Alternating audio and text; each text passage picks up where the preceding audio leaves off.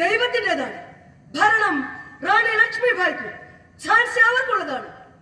ഞാൻ ചൽക്കാരി റാണി ലക്ഷ്മിഭായ് രൂപം കൊടുത്ത വനിതാ സായുധ സേനയുടെ കമാൻഡർ. നമ്മുടെ മണ്ണിന് വേണ്ടി, സ്വാതന്ത്ര്യത്തിന് വേണ്ടി മഹാറാണിയോടൊപ്പം നമ്മൾ മരണം വരെ പോരാടും. വിജയം മാത്രം ലക്ഷ്യം. അതായിരിക്കട്ടെ നമ്മുടെ പ്രതിജ്ഞ.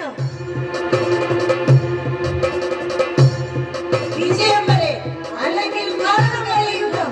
വിജയം വരെ അല്ലെങ്കിൽ മരണം വരെ യുദ്ധം. വിജയം വരെ അല്ലെങ്കിൽ മരണം വരെ യുദ്ധം. നമ്മളിപ്പോ ഒരു പോരാട്ടത്തറയിലാണ്.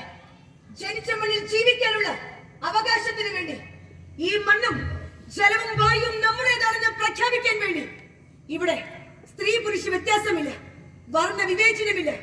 ഈ പോരാട്ടം എനിക്ക് വേണ്ടിയല്ല, നമ്മുടെ നാടിന് വേണ്ടി.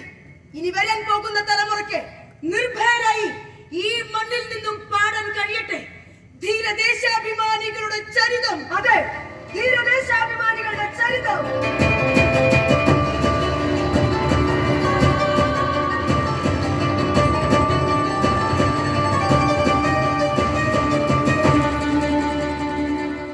ദുരന്ത വാർത്തയെന്ന് മഹാറാണി. കോട്ടക്കകത്തെ ജോക്കൻ ബാഗ് ഉദ്യാനത്തിൽ വെച്ച് സ്ത്രീകളും കുട്ടികളും അടക്കം 66 ബ്രിട്ടീഷുകാരും അരിങ്കൊല ചെയ്യപ്പെട്ടു. ക്യാപ്റ്റൻ ഡോഡൻ വെടിയേറ്റ് മരിച്ചു. കലാപകാരികളെ കണ്ട് ഞാൻ ആവശ്യപ്പെട്ടതാണല്ലോ, സ്ത്രീകളെയും കുട്ടികളെയും വേട്ടയാടരുത്, അവരെ സുരക്ഷിതമായി നഗരം കടത്തി വിടണമെന്ന്. ചിലപ്പോൾ അവർക്കത് കേൾക്കാൻ കഴിയില്ല മഹാറാണി. അത്രയ്ക്ക് കൊടും ക്രൂരതകളാണ് ഈ ബ്രിട്ടീഷുകാർ നമ്മളോട് കാണിച്ചിട്ടുള്ളത്. തന്റെ മുന്നിൽപ്പെട്ട് പകച്ചു നിന്ന് പോയ 6 വയസ്സുകാരന്റെ പിഞ്ച് ശരീരത്തിലൂടെയാ ഒരു മേജർ അവന്റെ കുതിരയെ പായിച്ചത്. അത് ചോദ്യം ചെയ്ത ഒരു ഇന്ത്യൻ ശിപായി നഗരമധ്യത്തിൽ ചാട്ടവാറടിയേറ്റ് മരിച്ചു.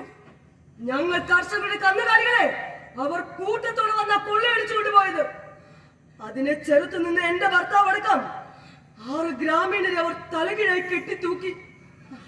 അവിടെ കിടന്ന് ചോര വാർന്നൊലിച്ച് അദ്ദേഹം മരിച്ചത്.